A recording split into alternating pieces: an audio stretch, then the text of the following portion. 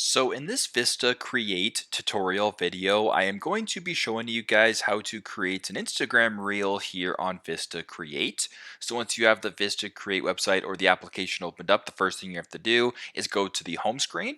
So go to the top left, press on the home screen right here. Now you can either go to the search bar and simply type in Instagram reel, or you can go to the For You page right here, go to where it says custom design, and just slide this bar on the right, all the way to the right until you come across an option right here. This is Instagram reel right here. So 1080 by 1920. Go ahead and press on this right here to open up a new design. And what this is going to do is actually create a new design that is the same dimensions that is best suited for an Instagram reel.